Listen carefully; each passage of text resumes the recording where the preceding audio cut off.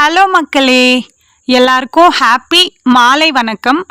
கோலம் பேசுதடி சீரீஸில் கோலம் 92.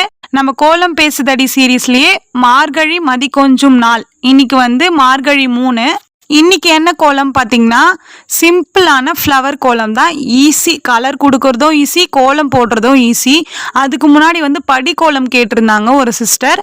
அவங்களுக்கு நாளைக்கு மார்கழி 4, நாளைக்கு படிக்கோலம் கண்டிப்பாக வரும். ஏன்னா இன்னைக்கு தான் போட்டேன். அதை நான் எடிட் பண்ணி உங்ககிட்ட ஷேர் பண்ணிடுறேன். நார்மலாக ஒரு மீடியமான ரவுண்டு போட்டுட்டேன்.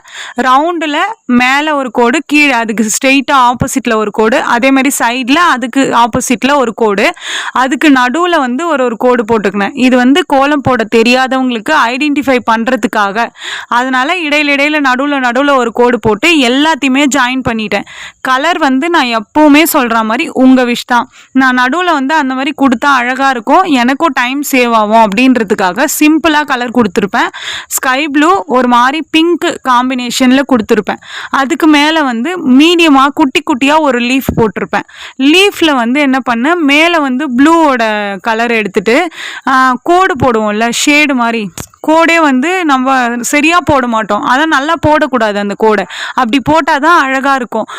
அதுக்கு மேலே அந்த லீஃப்லேயே 2 ஜாயின் பண்ணுற மாதிரி ஒரு மொட்டையாக ஒரு வளைவு மாதிரி போட்டுட்டு அதுக்குள்ளே டார்க் பிங்க் கலர் கொடுத்துட்டேன். அதுவுமே ஒரே ஒரு லேயர் மட்டும்தான் கொடுத்துருப்பேன்.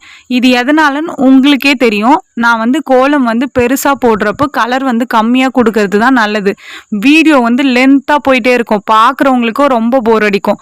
அதனால தான் இதுலேயே நான் முடிஞ்ச வரைக்கும் ஃபாஸ்ட்டாக தான் உங்ககிட்ட நான் எடிட் பண்ணி ஷேர் பண்ணியிருக்கேன். அதுக்கு மேலே ஒரு லீஃப் போட்டிருக்கேன்.